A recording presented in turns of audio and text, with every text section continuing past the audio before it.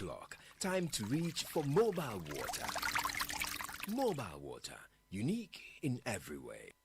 Citi Prime News at 12 midday. Updates you on all the running stories and connects you to the newsmakers. Citi News.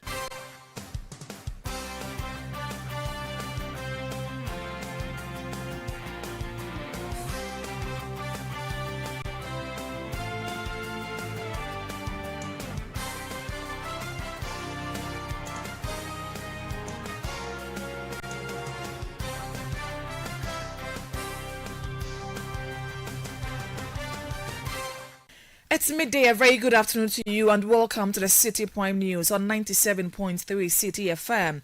The news is live from our studios at number 11 Dr. Martin Loop in Adabraka, Accra. The news is also live on all our affiliates across the country. In the Western region, we are live on Premier FM 100.5, Sky Power FM 93.5 and Beach FM 105.5, all in Takrady. Bono region, we are live on Greener FM 95.9 in Sunyain. Ashanti region, we are live on Orange FM 107.9 in Kumasi. I am Hawa Idrisu Mustafa. Coming up, the High Court dismisses application by NPP seeking to halt EC's rerun of elections in 19 polling stations in the Ablekuma North constituency. Meanwhile, the NDC says it's unbothered by NPP's decision to boycott this Friday's rerun. We are not bothered with their decision. In any case, this is not the first time a political party is boycotting election. NDC, we also boycotted the Ayewaso West Wagon by-election in 2019. They went ahead and had the election and won it. Also coming up, minority slams government over the use of $1.2 million for chip-embedded passport relaunch. That alone cost the taxpayer $1.2 million. It failed to increase printing capacity or paper supply.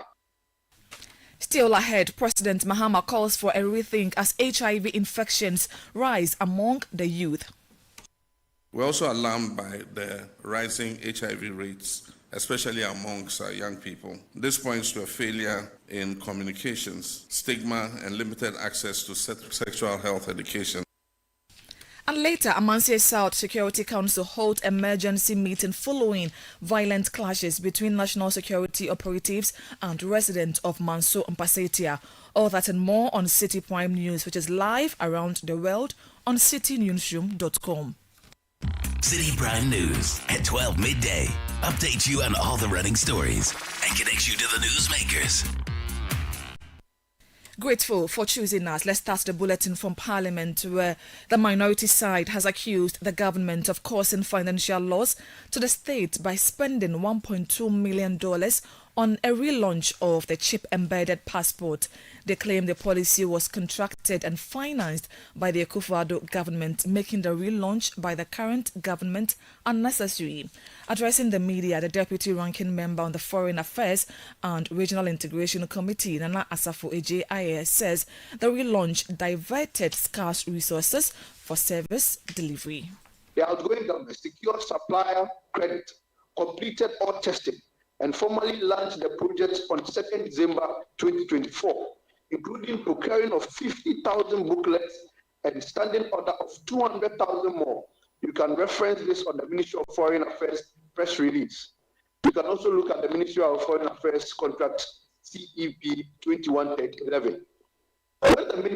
When the new minister staged a costly relaunch on the 28th April 2025, an event that alone cost the taxpayer $1.2 million.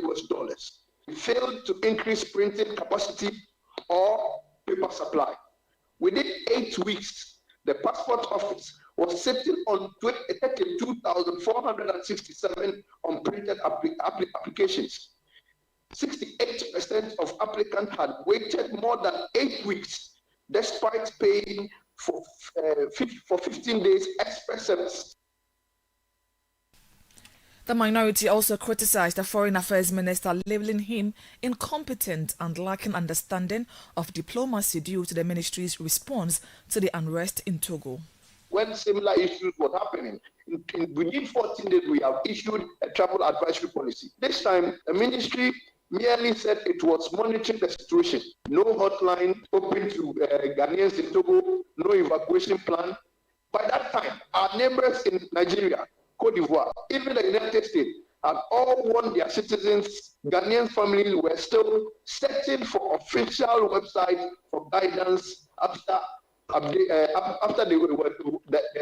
website was lastly updated in February. These episodes expose the alarming pattern of an incompetent, inexperienced foreign minister who does not understand diplomacy and too often governs by emotions and headlines. The caucus also reported that the 3-day closure of Ghana's embassy in Washington, D.C. cost the state $38,000 and caused 112 travelers to miss their connecting flight. The caucus is demanding that the government compensate the affected individuals and submit an audit report on the closure to Parliament for review. In 3 days, the minister's decision had cost Ghana over $38,200 in expedite services fees and forced at least 112 travelers to miss their connecting flight. Standard consular protocols calls that for sanitation of the front desks and continuous skeletal consular protocol calls. But the minister instead closed a spectacle of closure or issued a spectacle of closure that punished the innocent and embarrassed the state without explanation. The mission reopened on the 30th of May 2025. And the matter has since been shrouded in silence. That was the Deputy Ranking Member on the Foreign Affairs and Regional Integration Committee of Parliament, Nana Asafo-Adjei. President John Dramani Mahama has expressed concern over the rising number of HIV infections among the youth, attributing the trend to gaps in communication, education and support systems. His remarks follow new data from the Ghana AIDS Commission, which reported over 15,000 new cases in 2024, mostly involving adults aged 15 and above. President Mahama is calling for a renewed national response that goes beyond traditional awareness campaigns to address the root causes of the surge. It's said that over 50% of pregnant women in Ghana suffer from some form of anemia. And so this is a direct reflection of poor nutrition, inequality, and inadequate health education. Addressing this is not a choice, it is a necessity for our mother and children's future. We're also alarmed by the rising HIV rates, especially amongst our young people. This points to a failure in communications, stigma, and limited access to sexual health education. We need a bold youth-led national conversation on prevention supported by our schools, by our health workers, our parents, and the media. Prevention is essential, but empowerment is the key. Still at the presidency, the president has directed all district assemblies to withhold building permits for any structure that lacks proper sanitation facilities. The move is aimed at tackling the growing problem of open defecation, which continues to threaten public health and the environment. Speaking at the launch of the SDG's voluntary national report, the president urged assemblies to strictly enforce building regulations and ensure that all new homes, businesses and public spaces include functional toilet facilities. It is unacceptable that in 2025, open defecation persists in parts of Ghana. This is not just a public health issue, it is a matter of dignity and equity. Our sanitation crisis is not caused by lack of knowledge, but by gaps in investment, enforcement, and community engagement. We must move decisively to eradicate this scourge. And when you talk of enforcement, all the district assemblies have in their bylaws that you can't get a building permit unless you provide sanitation and toilet facilities in the building. So how come people have to go out to, what do they call it, free range? And the most disturbing thing is some people say they enjoy free range better because you get some air conditioning at your rear end. And so the district assemblies must enforce their bylaws. Nobody should be able to build without sanitation facilities in the building.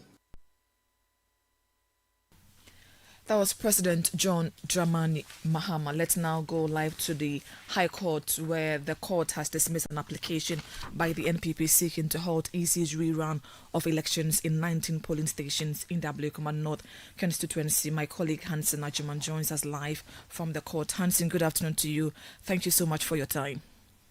Good afternoon. Very well. Tell us what transpired in court today for the court to come to this conclusion.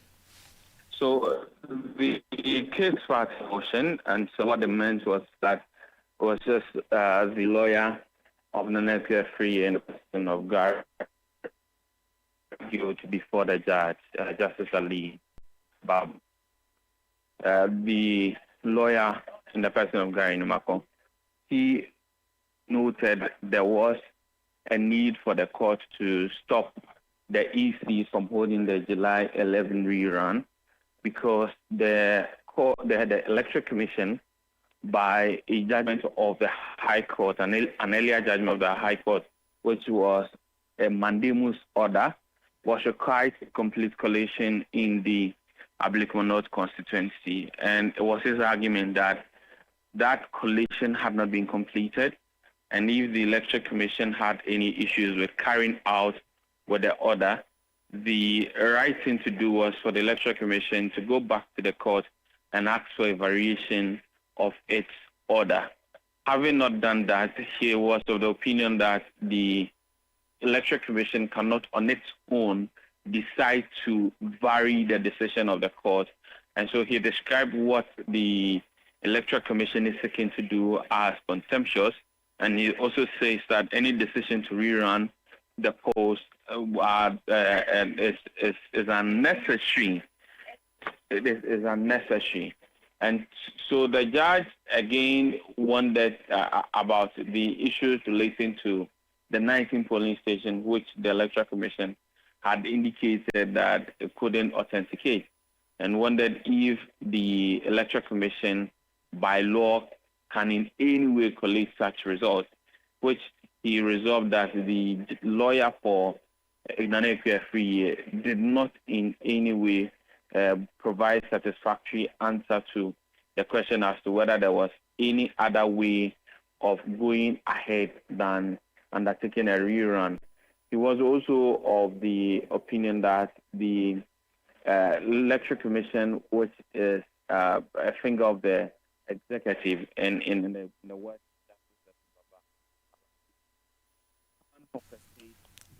Hansen, please reposition yourself and take that again. So, can you hear me? Very well, much better now. So the judge was of the opinion that if you look at the Electoral Commission, which in his own words is a finger of the executive, is of a status that can compensate the candidate, that is an clear free, if she wins the substantive case. The substantive case, I must say, is a judicial review application seeking to quash the Electoral Commission's directive for a rerun. And so, because in his opinion, the Electoral Commission can compensate in an APF free, then there's no need stopping the Electoral Commission from carrying out its mandate. A mandate, he believes, if it's further restrained, would then prevent the people of Ablekuma North from having representation in Parliament. So basically, the elections can go ahead on Friday in those 19 polling stations, barring any future circumstances. Very well, grateful for your time. Hansen Ajuman is our court correspondent. Let's still stay on the rerun on Friday, because Dennis Abuaje, aide to former Vice President Dr. Mahamudu Bawumia, has slammed the EC for its decision to organize that rerun on Friday. He described the move as a dangerous precedent that threatens the integrity of Ghana's electoral process. Speaking on Channel 1 TV's Breakfast Daily Show, Dennis Miracles Abuaje warned that the EC's action could open the floodgate for politically motivated disruptions in future closely contested elections.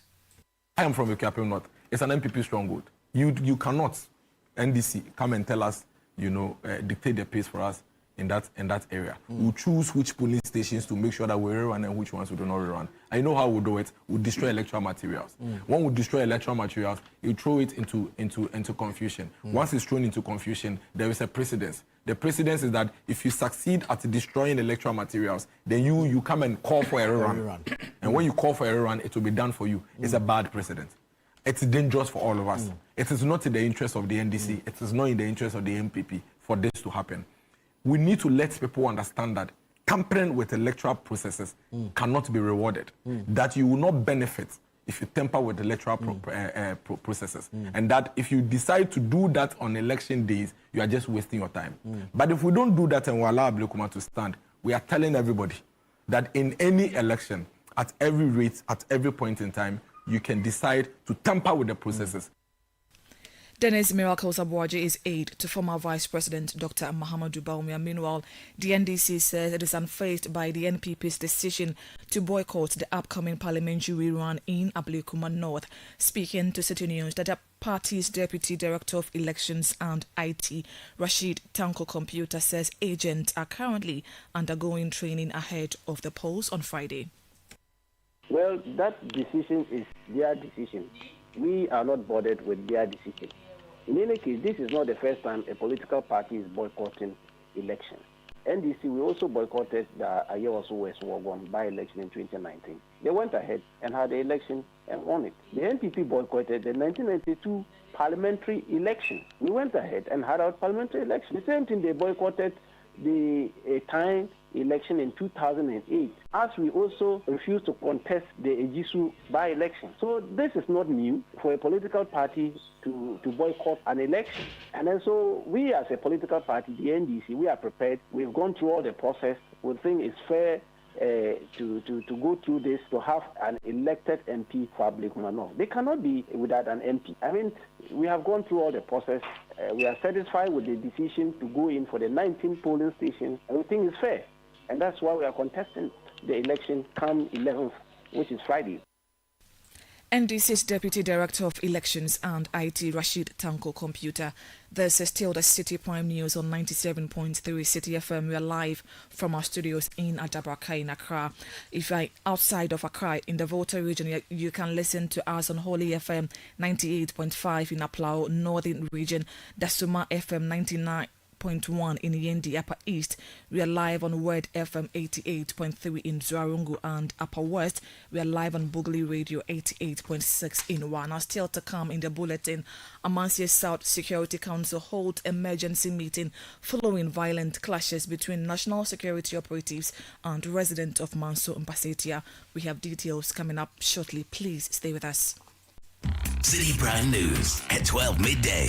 Update you on all the running stories and connects you to the newsmakers.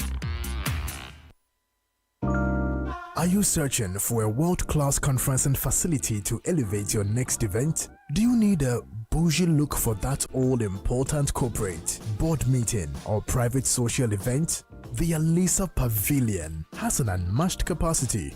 Our expansive conference center comfortably seats 1,000 persons in a theater-style setup. This makes it ideal for large conferences, product launches, weddings, social events, and exhibitions. There are 2 executive boardrooms set up for your high-profile meetings. With the importance of seamless technology integration, our facilities are equipped to support your audiovisual needs. Looking for an oasis of bliss? Saunter into our Oasis Lounge and Bistro on Thursdays for Thirsty Thursday, while you enjoy a whopping 15% discount. Make a date for Saturday Barbecue, where we have alfresco dining for nature lovers in our lush manicured lawns, while you savor lip-smacking dishes. The Alisa Hotel Pavilion, where great minds convene and beautiful memories are created. Alisa Hotels, our Aquaba means more than just welcome. Citi Prime News at 12 midday. Update you on all the running stories and connects you to the newsmakers. You're welcome back. Deputy General Secretary of the National Democratic Congress, Mustafa Gbande, has joined growing calls for the suspension of the Electoral Commission's chairperson, Jean Mensah. According to him, the commissioner has performed poorly since assuming office, with her shortcomings further exposed during the 2024 general elections. Speaking on Channel 1 TV's face-to-face program with Umaru Sanda Amadou, Mustafa Bandi asserted that the Electoral Commission has consistently struggled to organize elections without controversy, making it necessary for the chairperson to step aside. The commission as it stands today, I don't think can organize an election without controversy. And it only took the grace of God and the preparedness of the NDC to ensure that we didn't go into conflict and casualties in 2024. So you still think that Jean Mensah should not remain EC boss? Why should she remain as EC? I'm saying that the current setup of the Electoral Commission is a misfit. It doesn't fit for purposes of election. They cannot organize elections if the political parties do not show restraint. Mustafa Bandi also dismissed calls of the NDC government using its power to politically witch hunt members of the previous government. Don't take President Mahama's regime for granted. It's a regime of responsibility and accountability, and he says that to all of us any day. If you go and you touch what you are not supposed to touch, President Mahama would not know you. You will be sacrificed. And so if you were put into public space and you generated the appetite of cheating the ordinary Ghanaian, and you have a question to answer, you will answer that question fully. There's no going to be any sympathy or whatsoever.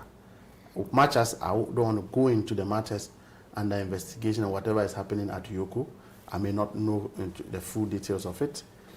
Where we stand as a party, nobody is on our wanted list. The NDC is not in government to declare a section of our society wanted. But the NDC is in government to certainly go after persons who have done something wrong to this country. That one, I can assure you that it doesn't matter what it takes, that enforcement would be done.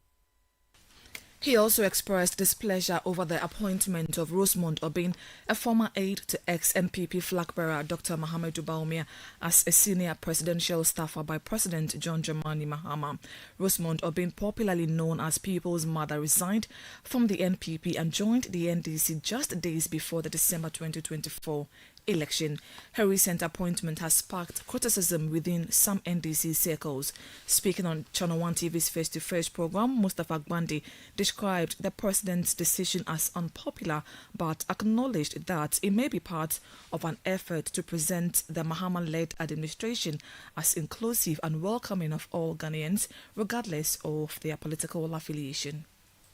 Our party people they have underreacted, and it's so legitimate. But you must also understand where the president finds himself. And the overwhelming votes shows that there's quite a larger group of Ghanaians who believed in the vision.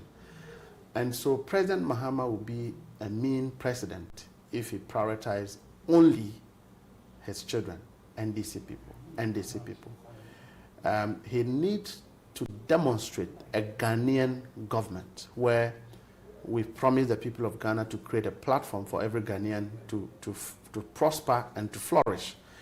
And so navigating this complexity, he will take some decisions that are very unpopular, that will hurt our feelings. I personally believe that it is one of a decision that as a party person, it shouldn't have been taken. I personally believe that we can help the young lady if we have to help, because we continue to do a lot of political repairs. Aftermath of 2020 December election, we repair a lot of things, including discussions that cannot be had outside. Mustafa Bandi is Deputy General Secretary of the NDC. The Amasia South Municipal Security Council is holding an emergency meeting following a violent clash between residents of Manso Mpasetia and a task force believed to include national security personnel. The incident, which occurred yesterday, left one person critically injured. It happened during an operation to locate parked excavators suspected of being linked to illegal mining. Tensions flared when residents attempted to resist the operation, resulting in the confrontation. Convener of the aggrieved resident, Kweku Bobie, described the incident as unjust. He believes the excavators are being unfairly targeted and is calling for a thorough investigation into the matter.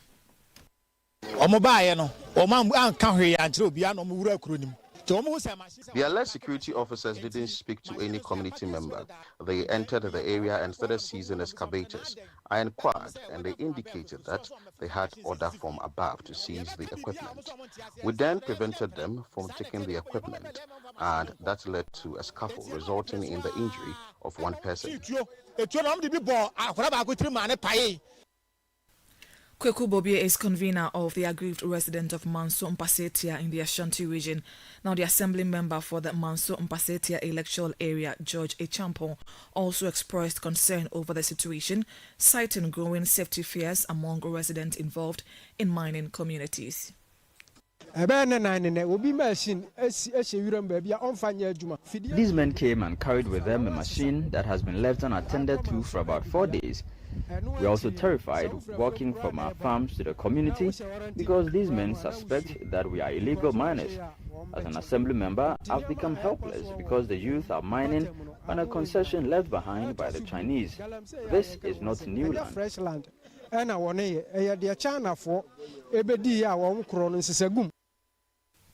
George Echampo is assembly member for the Manso Mpasetia electoral area in the Ashanti region. And still in that region, the ECG in Ashanti West has intensified its effort to improve revenue collection, including taking legal action against customers who continue to default on payment despite multiple reminders. Speaking to Citi News, ECG's Ashanti West Public Relations Officer Benjamin Obin Enchi said various measures such as installing smart prepaid meters, upgrading power networks, disconnecting illegal connections, and ongoing revenue mobilization exercises have helped improve both revenue collection and electricity supply in the area. Those who fail to pay, we disconnect them. Once we do the disconnection, then we take them through the process. Sometimes, like we said, we even end up in court. So now as we speak, we have a lawyer in the Ashanti region that will compile the list of such customers, and very soon he will start prosecuting some of them as well. Sometimes we even go as far as removing the service from the presence of the customer. Because once you owe us for a certain period of time, in fact, you are communicating, in fact, you are sending us a message that you cannot afford our service. But sometimes those ones are more what we call the last resort. All of the measures we put in place, i.e. introducing smart prepaid meters, to embarking on periodic national revenue mobilization activities. Every day we will go out for revenue mobilization, but then there are times that whereby every staff, all of us will come together, like what we did the last 2 weeks. We come together and we'll visit our debtors as well. But what we want our church customers to know is that we buy and sell power. So once we are buying the power from the IPPs, Gridcode, and then the generation companies, we are selling it to you. We humbly appeal that you pay for what you have consumed. He also explained that low voltage issues in several communities have been resolved following the construction of new distribution lines. We constructed a new distribution line, what we term as feeders.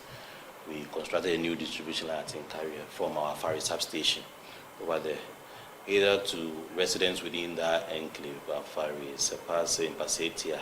That enclave normally experience low voltage.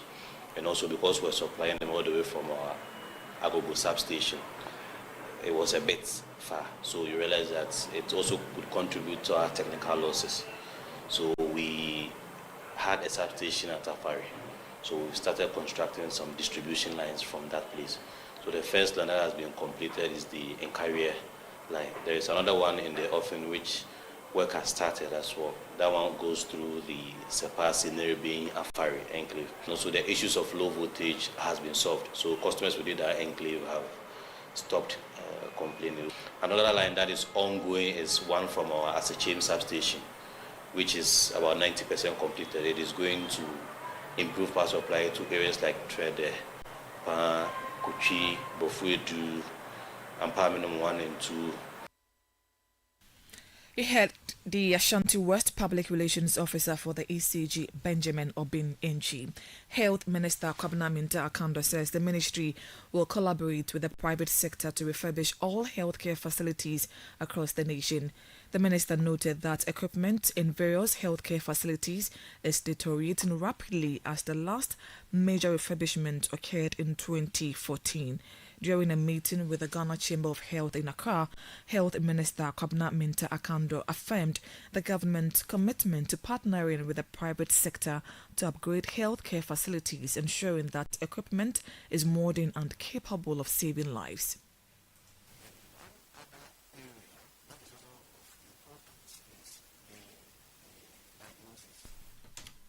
Apologies for that. We'll bring you that particular insert in our subsequent bulletins, but that will be all for today's edition of the City Prime News, which has been live from our studios in Adabraka in Accra. The news was also live on all our partner stations across the country.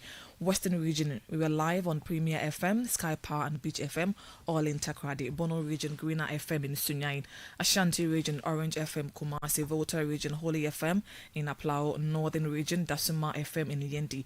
Upper East, we were live on Word FM in Zuarungu, and in the Upper West region, we were live on Bugli Radio in Wa. Please log on to citynewsroom.com for more stories.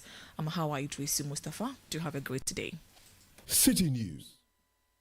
First, reach our hotline on 0302 224959.